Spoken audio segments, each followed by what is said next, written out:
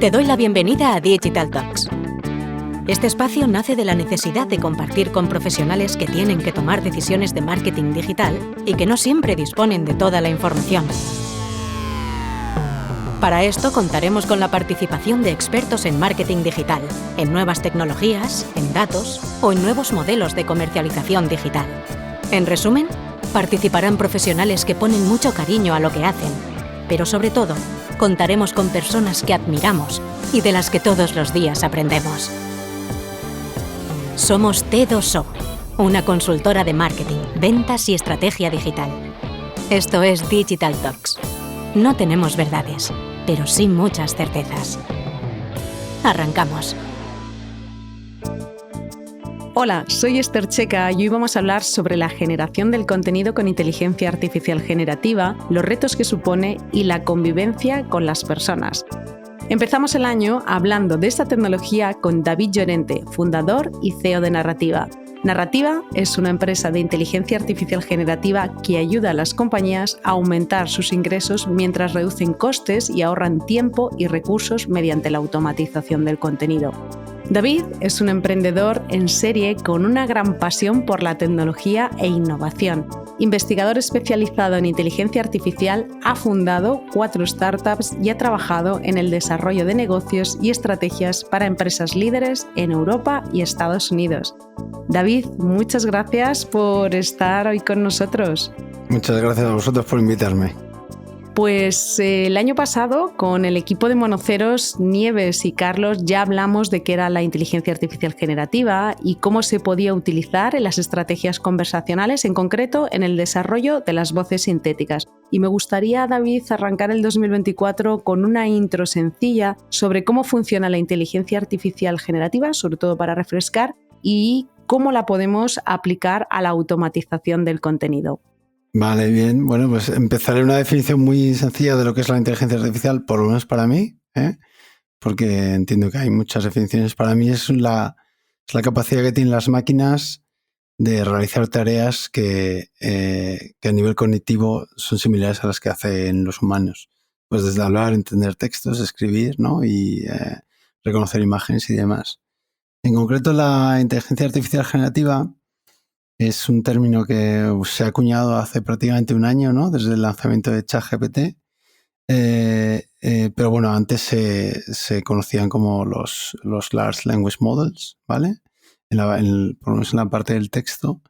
Y que básicamente son modelos de lenguaje, son modelos de inteligencia artificial que han sido entrenados en unas cantidades vastísimas de datos, ¿no? De textos, imágenes y demás. Pero centrándose en el texto, eso, digamos, se hacía antes, pero la gran diferencia con respecto a lo que se hacía antes con estos modelos es que estos modelos se basan en una arquitectura que se llama Transformers, que viene precisamente, la inventó Google y que viene de la tecnología de la traducción automática. Y básicamente lo que hacen es relacionar términos entre sí. Cada término, imaginaros un término que puede ser un coche, ¿no? Está relacionado a su vez con millones o billones de otros términos, ¿no? Desde colores hasta partes del coche, hasta carretera, ¿no? Y demás. Imaginaos esto en multilenguaje, en multidioma, ¿no? Muchísimos idiomas. Entonces, la relación entre ellos, digamos, están relacionados con un vector. Básicamente, lo que mide es la distancia, lo que se mide es la distancia entre los puntos del vector, ¿no? Entre el término coche y el término carretera, o el término coche y el término avión. Cuanto más cercanos estén los puntos, el vector sea más corto, más relacionados están. ¿Con eso qué se consigue? Se consigue darle un contexto grandísimo a los conceptos, digamos, ¿no? El concepto coche, como está relacionado con otros elementos, otras palabras, ¿no? Muy cercanas, pues lo que hacen estos modelos es aprovechar esos vectores para, con modelos predictivos, predecir cuál va a ser la siguiente palabra a escribir en base al contexto previo, es decir, las palabras anteriores. Esto es una gran revolución porque de repente ha conseguido que los textos no solo que los generen correctamente, sino que entiendan lo que de verdad les estás pidiendo, ¿no? Por eso el famoso prompt que tú escribes y el modelo te responde algo. Eso es algo muy, muy novedoso y la verdad es que ha supuesto una gran revolución para la industria y en general para la sociedad. David, Narrativa lleva en el mercado casi 9 años y durante este tiempo, pues bueno, habéis sido líderes en el desarrollo de contenido con esta tecnología, con la inteligencia artificial. Y una pregunta que es inevitable que te haga, sobre todo, bueno, pues por el ruido que hay en el uso de la inteligencia artificial generativa en el proceso de producción del contenido, es cómo entiendes el valor de la colaboración entre personas y máquinas en este proceso de generación de contenido. Bueno, en realidad se habla muchísimo del poder de las máquinas, ¿no? De la IA generativa o IA general, ¿no? Mejor dicho, ¿no? Como que si las máquinas tuviesen una especie de conciencia y fuesen entes autónomos. En realidad, la inteligencia artificial, digamos, no es capaz de producir nada útil, por lo menos para los humanos, si no el input o los inputs, no solo en la fase de entrenamiento, sino en la fase de inferencia, es decir, en la fase de uso, si ese input no lo provee un humano. Entonces, por ejemplo, en lo que nosotros nos especializamos, que es la generación automática de textos, el texto es tan bueno como el humano que use la plataforma para generarlo, ¿no? Que hace uso, entre otros, de los modelos generativos. Es decir, cuanto mejor sea un periodista, un marketingiano, ¿no? O un medical writer, mejor será el texto a generar. Entonces nosotros vemos la inteligencia artificial como una especie de augmented human, ¿no? Como un humano en el que sus capacidades han aumentado muchísimas, ¿no? Entonces, por lo tanto, nuestra visión es que la inteligencia artificial es tan buena como es el humano que la usa. Entonces no hay uno u otro, sino hay una dupla que es la que hace que se consigan cosas tan increíbles como las que se están consiguiendo últimamente. Totalmente de acuerdo. Otra pregunta que se me plantea es cómo la automatización del contenido está planteando determinadas preocupaciones a nivel social, sobre todo desde la capa más de la autenticidad y de la creatividad. ¿Cómo aborda una empresa como Narrativa estos desafíos para garantizar que el contenido que se genera con inteligencia artificial sea relevante y sea valioso? Bueno, en general yo creo que lo que hay es una especie de pánico, ¿no? Por algunos sectores, mucho miedo, ¿no? A de repente abrir una página web, teclear un par de cosas y que te saque un texto que quizá lo escriba mejor que tú, ¿no? Por lo menos mejor que yo seguro, que no soy periodista ni suelo escribir, ¿no? Entonces yo creo que vivimos en un contexto un poco de miedo, ¿no? No hay más que pensar en la Europa se ha lanzado a regular algo que en realidad ni comprendemos aún, ¿no? El alcance. Y yo creo que es sobre todo por el miedo, más que por las oportunidades, ¿no? La IA generativa es súper buena a la hora de replicar o, digamos, ayudarnos a ser más creativos, pero en sí no es creativa. O sea, una inteligencia artificial no va a decidir de repente ser creativo si tú no se lo indicas. Y la autenticidad. En realidad, los modelos generativos son muy buenos en todo, excepto en escribir fielmente a la verdad, ¿no? Porque no están diseñados para ello. Recordad lo que os he comentado de la distancia vectorial, ¿no? Básicamente lo que intentan es predecir qué palabra sería la siguiente en base a un contexto, que ahí está lo potente, ¿no? Pero claro, eso quiere decir que tú le puedes decir, le puedes dar un prompt, un contexto, totalmente alterando los hechos y la máquina va a lanzarse a seguir escribiendo, ¿no? Porque no tiene concepto de verdad, ¿no? No está diseñada ni la arquitectura está pensada para eso. Entonces, como os comentaba, no es muy bueno a la hora de decir la verdad, estos modelos no son buenos, pero sí que realizan ciertas tareas de una manera increíble, que son más las tareas tradicionales de procesamiento del lenguaje natural. Te ayudan a sumarizar, te ayudan a reescribir, te ayudan a extraer información. Entonces, al final, por lo menos en nuestro caso, usamos una serie de tecnologías y digamos, una especie de workflow, un workflow de automatización que nos ayuda a que, entre otras cosas, usando modelos de lenguaje tipo GPT, Llama 2, Mistral, los que sean, ¿no? Hay diversos, puedan generar textos fieles a la realidad, a pensar que hacemos cosas como, aparte de generación de noticias y texto de marketing, hacemos también documentación para reguladores farmacéuticos, para bancos, aseguradoras y demás. Entonces, bueno, pues digamos que los modelos de lenguaje de este tipo se tienen que usar para ciertas tareas concretas, pero en ningún caso para escribir un texto que tú aspires a que diga la verdad. Quizá a lo mejor un texto creativo que le pidas que te dé ideas para ciertas cosas, pues a lo mejor sí tiene cierto sentido, pero no para escribir un texto fiel a la realidad. David, en vuestra experiencia, en tu experiencia después de estos años, ¿qué sectores ves que se están beneficiando más de la automatización del contenido impulsado por esta tecnología? Sobre todo, ¿por qué? Bueno, haría dos distinciones. Uno es el contenido, no automatización en sí, sino el assistant, ¿no? El asistente de escritura, que ahí tienes un mundo increíble. Aparte del propio ChatGPT, pues tienes los Jasper AI, Copy AI y lo que sea AI, ¿no? Porque ahora salen un montón que básicamente son aplicaciones que usan modelos del lenguaje y que, bueno, que están muy bien hechos, muy pensados para marketing, sobre todo para freelancers o empresas pequeñas, ¿no? Y básicamente funcionan, el propio Writer, ¿no? Que es un poco más avanzado, funcionan como asistentes a la escritura.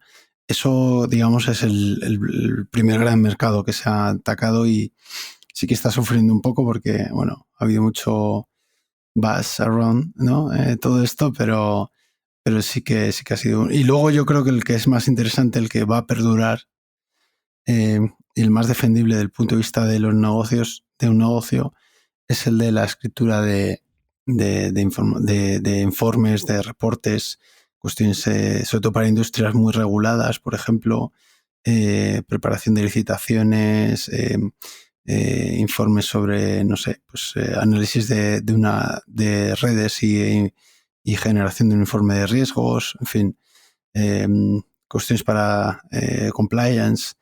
Ahí hay un potencial increíble a nivel enterprise que yo creo que va a marcar la diferencia.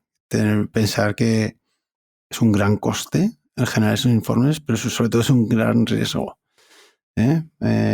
Mucho más que el que te equivoques en un copy de marketing que haces 200 para Google, ¿no? Entonces, bueno, yo ahí es donde lo veo, por lo menos quizás esté un poco sesgado, porque es en lo que trabajamos, pero es donde yo veo un potencial brutal en el futuro.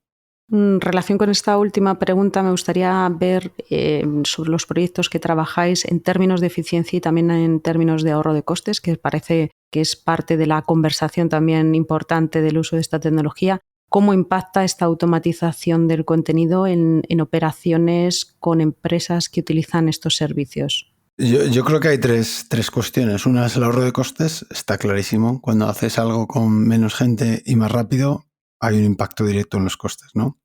El segundo es un poco lo he dicho antes, el ahorro de tiempos, que es importante, que se puede aprovechar para hacer más, ¿no? A lo mejor en vez de hacer 5 copies de marketing haces 20 o 200, pero en industrias reguladas, pues por ejemplo, si hay que entregar un informe para que tengas la aprobación del regulador, pues si en vez de 6 meses tardas un mes, pues son 5 meses de market, ¿no? Que puedes ir al mercado y es un coste de oportunidad. Eso es muy importante. El tercero es la precisión. Sobre todo cuando hablamos de lo que es el data to text, transformar datos a textos, las máquinas son mucho más precisas que los humanos. Y ahí esas son las tres consideraciones principales donde la full automation, ¿no? La automatización a escala, ¿no? de información o de informes, ¿no? Pues donde más, digamos, son los tres a nivel operacional lo más importante. Pensar que a lo mejor estamos ahorrando un 80% de tiempo en la generación de informes, ¿no? Y un 60% de costes, ¿no? Porque luego, esto es importante, luego toda esa información tiene que ser revisada, ¿no? Por un humano, sobre todo cuando hablamos de temas de compliance, pero no tiene por qué ser generada por el humano. Entonces yo creo que esto va por ahí, ¿no? El humano va a ser más el que va a guiar a la máquina y el que va a revisar, pero va a ser menos el que esté ahí tecleando y generando la información, o por lo menos lo vemos así nosotros en algunas industrias. Otro aspecto que me gustaría conocer tu punto de vista es, sobre todo hace unos días leía una entrevista que le hacían al CTO de Amazon que hablaba precisamente, bueno, pues de la necesidad de una mayor conciencia cultural en los modelos de inteligencia artificial y que estos pues tuviesen como objetivo entender mucho mejor las diferencias de las tradiciones culturales. Y esto también me gustaría conectarlo con una parte muy importante, como son los sesgos culturales que pueden tener estos modelos cuando los vamos a utilizar. Vosotros, desde Narrativa, ¿cómo buscáis un equilibrio de estos aspectos durante el proceso de la automatización del contenido? Bueno, eso es un tema, este es un tema peliagudo porque a veces no hay, o sea, a veces la respuesta es que no se puede hacer, porque hay veces que tú no puedes, claro, los sesgos entendido como que el set de entrenamiento, pues, digamos, la distancia vectorial entre dos palabras esté mucho más cerca de lo que debería estar, ¿no? Por ejemplo, ¿no? Cuando dices, escribes, bueno, si hay, me lo invento, ¿no? Pero si hay un blanco y un negro, un hombre blanco, un hombre negro, en un juicio, ¿quién tiene más probabilidades de ir a la cárcel? O si se presenta un hombre y una mujer con el mismo currículum, ¿a quién cogerías para el puesto? ¿No? Pues a lo mejor la inteligencia artificial replica esos sesgos que tenemos en nuestra propia sociedad. Entonces, es muy complicado. Sí que es verdad que con los mismos modelos puedes crear datasets sintéticos, lo cual está muy bien, pero requiere es un coste altísimo, no solo de dinero, sino de tiempo, ¿no? Nosotros optamos más que por el reentrenamiento, a no ser que tengas por ejemplo, para temas muy específicos, muy técnicos, que tengas diccionarios o ontologías, entonces sí que reentrenamos modelos, pero más que eso, nos decantamos más por hacer preprocesados y postprocesados que ayuden a que si la máquina, por ejemplo, suelta una frase así un poco, pues eso, muy sesgada, pues que se pueda identificar y le indique al modelo que está sesgado y entonces reaccione, ¿no? Eso suele funcionar bastante bien. Es más económico y en muchísimos casos es más eficiente y en algunos casos es la única opción viable, ¿no? Se habla mucho de los sesgos, pero la realidad es que evitarlos a veces es imposible porque no tienes dataset para reentrenar. Y luego, bueno, en fin, yo creo que muchas veces, aunque lo hagas con buena voluntad, a veces te salen sesgos de cualquier tipo, no los obvios que he dicho, pero a lo mejor hay otros menos obvios que también existen.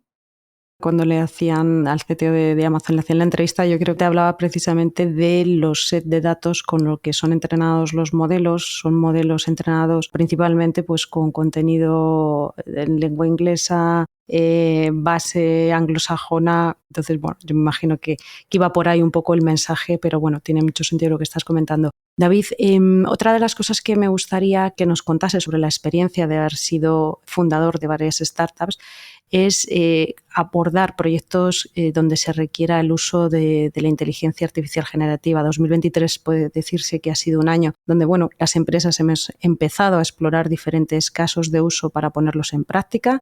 Y aquí me gustaría que nos contases, sobre la base de tu experiencia, cómo abordar proyectos que requieran esta tecnología y sobre todo qué otro tipo de tecnologías se pueden usar en vez de la IA generativa, porque como bien dices, ahora parece que es todo IA generativa y hay lógicamente otro tipo de tecnologías que pueden resolver muy bien proyectos en el día a día. Bueno, la pregunta no está muy bien tirada porque la idea, esto siempre lo digo, el core de tu proyecto o lo que sea no tiene que ser la inteligencia artificial. El core tiene que ser otro.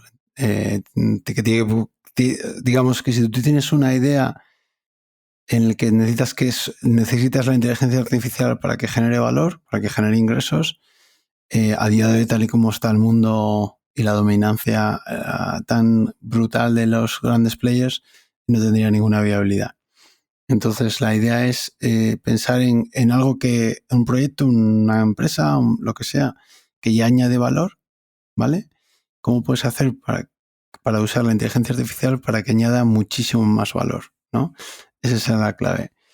En general, lo bueno es que los modelos estos se han comoditizado en un periodo récord.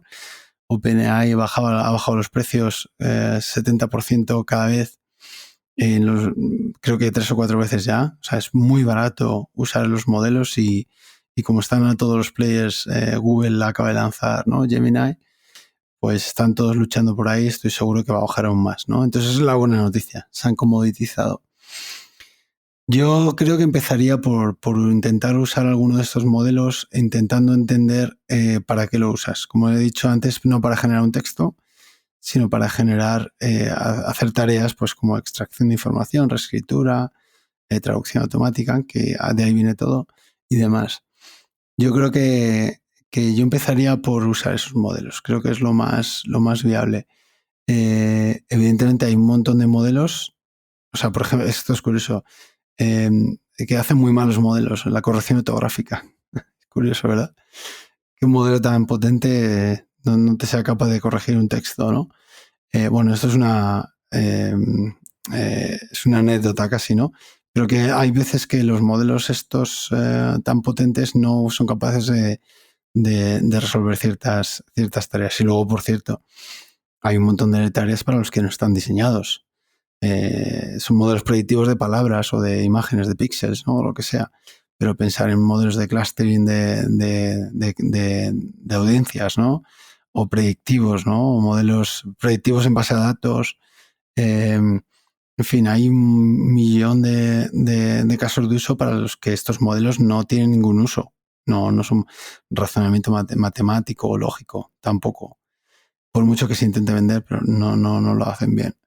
Entonces, yo creo que lo importante es identificar de verdad dónde puede añadir valor. Evidentemente, este tipo de modelos es muy potente, sobre todo para el marketing, muy, muy potente. Pero luego usar otros modelos que nos ayuden a hacer cosas para los que estos modelos no están diseñados. Y no sé, bueno, al final es experimentar un poco, ¿no? Yo creo que lo mejor es empezar por algo, aunque sea pequeño, porque la experiencia en el uso de estas tecnologías te va a ayudar sin duda a sacar tus conclusiones y saber por dónde tirar, ¿no?, en cada caso. Cogiéndote esto último que estás diciendo, y has mencionado algunos casos de uso, pero sí me gustaría que nos hicieses alguna recomendación de qué tipos o qué casos de uso deberían de utilizar esta tecnología. Has mencionado algunos, pero me gustaría, por ejemplo, para los equipos de marketing, un equipo de marketing, ¿qué tipo de casos de uso debería de plantearse para utilizar esta tecnología? Sí, bueno, pues desde la ayuda a la escritura de los copies, que es el obvio, ¿no? Si hablamos de ads, pues que te ayude a reescribir un montón de versiones. Eso es algo que yo creo que ya se trabaja bastante y es que funciona muy bien, la verdad. También yo diría en cuestiones como, en vez de escribir información, extraer información. Hay varios clientes nuestros que para lo que lo usan es para, en vez de todos los días visitar 50 webs para extraer los trends, ¿no?, lo que esté pasando, lo que se escribe, ellos lo importan en la plataforma y se usan, entre otros, estos modelos para extraer información, ¿no? Incluso cuestiones como extráeme los artículos que hablen positivamente o negativamente de tal, ¿no? Pues te puede ayudar a hacer ese journey mental que haces tú cuando ves artículos a través de prompts y otras tecnologías, ¿no? Eso es súper útil. Luego, por ejemplo, cuando haces otro caso de uso que se usa mucho es el de cuando se genera un artículo, por ejemplo, pues reescribirlo para redes sociales, ¿no? Una reescritura automática. Incluso le puedes decir que ponga el foco en algo específico. ¿Para qué? Pues para usar el mismo texto para distintos canales. Para eso funciona muy bien. La traducción automática que he comentado funciona increíblemente bien porque no hace una traducción literal, lo cual es muy bueno. Y luego, bueno, pues para comunicación tanto externa como interna funciona muy bien. Generar un chatbot usando el manual, generar un chatbot usando los términos y condiciones, todo esto funciona, la verdad es que es súper, súper bien. Has mencionado también la importancia de la experimentación y el uso de diferentes tipos de modelos, y a mí me gustaría que sobre la base de la experiencia que tienes, que nos dijeses qué otro tipo de modelos están funcionando muy bien hoy y que no están teniendo la misma visibilidad o el mismo acompañamiento de marketing, ¿no? Sí, hay un área muy interesante que por lo menos me lo parece a mí, que es la parte de la voz, que Monocero son unas máquinas en eso, ¿no? Pero todo lo que es relacionado a texto a voz, voz a texto, ¿no? Imaginaros pues transcribir entrevistas, pero no solo el texto, no solo la voz, que no, pues incluso los gestos que hacen, por ejemplo, ¿no? Reconocimiento de imágenes, automático, extracción de información. Yo creo que ahí hay un mundo súper interesante, sobre todo el mundo del marketing que domina mucho el vídeo, por ejemplo. Ahí hay muchísimas cosas que hacer, más allá de la generación automática de vídeos, que no tengo yo, no tengo muy claro que eso vaya a llegar al punto que ha llegado el texto, ¿no? De poder automatizar 100%. Pero yo creo que todo lo relacionado con el texto, con la voz, la imagen, hacer el ejercicio de ir a Hugging Face, que es un repositorio brutal de modelos abiertos, están muy bien clasificados y ahí, digamos, te puedes pasar horas y horas probando modelos, tanto de, como os he comentado, de audio, de vídeo, de imagen, de texto, modelos clasificadores, en fin. Es un parque de atracciones, por lo menos para mí, que me encanta esto, ¿no? Hugging Face, recordar. Sí, sí. De hecho, ahora estaba pensando que con el lanzamiento de Gemini, que ya son multimodal, será también parte, ¿no? del 2024 de ver si realmente tienen esas capacidades, que entendemos que sí que las tendrán. No solo multimodal, recordar que los modelos estos están entrenados en multidioma. También. Y de hecho son mucho más potentes precisamente por eso. A veces se critica de que no escriben tan bien en inglés como en otros idiomas. Yo lo dudo un poco. Quizá no tenga tanto contexto, ¿no? No sea capaz de decir, escríbeme como Góngora, pero sí que escriben muy, muy bien en casi cualquier idioma. Por recordar que vienen del mundo de la traducción, ¿no? Esta arquitectura.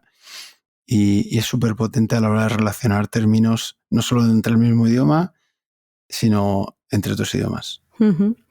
David, para ir cerrando, me gustaría que nos dieses también tu punto de vista sobre la evolución y el uso que tendremos, bueno, pues de la IA generativa en el 2024.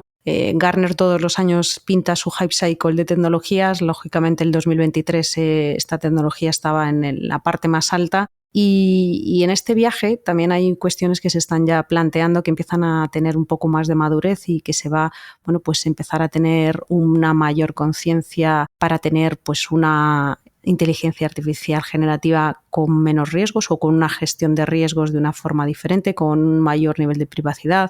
Se habla de aspectos como la sostenibilidad o incluso, bueno, pues se mencionan aspectos como una mayor democratización de esta tecnología. Pero me gustaría que me dieses tu punto de vista del 2024. ¿Qué esperamos? Bueno, yo creo que está súper democratizada esta tecnología. Una llamada creo que son 1000 tokens o 14.000 tokens ya cuesta 0,0000 no sé cuánto. O sea que el acceso es súper económico para prácticamente cualquiera. Yo creo que, y eso es gran parte de culpa de su digamos, de su popularidad, ¿no? Yo creo que sigue habiendo mucho hype alrededor de esta tecnología. Para nosotros, como te puedes imaginar, nos viene genial. Pero también plantea retos, porque claro, al haber tanto hype, la gente anda un poco descolocada pensando que el mundo se va a acabar y que esto puede quitarme el trabajo, ¿no?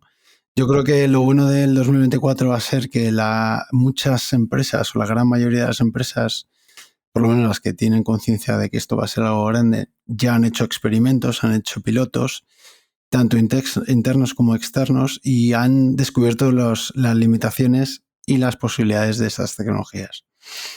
Lo vemos nosotros, nos hemos tirado todo el 2023 haciendo pilotos y pruebas, y ahora a final de año la cantidad de contratos que estamos firmando es increíble, ¿no? ¿Qué eso qué quiere decir? Que ya han bajado al suelo y ya saben para lo que lo van a usar, ¿no? Entonces eso se va a transmitir en creación de valor a escala, que yo creo que es súper, súper interesante. Ya os digo, no solo para nosotros, que es obvio, pero para las empresas, con objetivos alcanzables y medibles y que van a generar mucho impacto, ¿no? O sea, que el hype se va a dejar un poco atrás y se va a pasar a hacer cosas más reales y que tengan más impacto, ¿no? Más allá del es que te escriba el cuento para el niño, ¿no? Por la noche.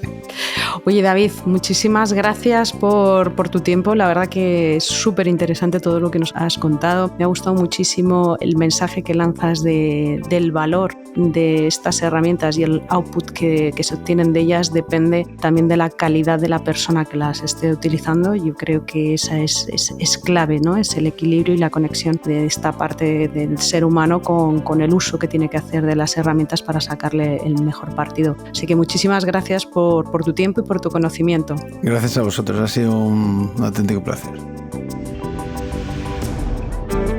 Nos volvemos a escuchar en unas semanas. Mientras tanto, puedes leernos en las redes sociales de t2o.com. Estamos en LinkedIn, Twitter y Facebook. Y si quieres volver a escuchar este podcast, lo podrás encontrar en nuestro canal Digital Talks, en Spotify, iVoox, Google Podcast y Apple Podcast.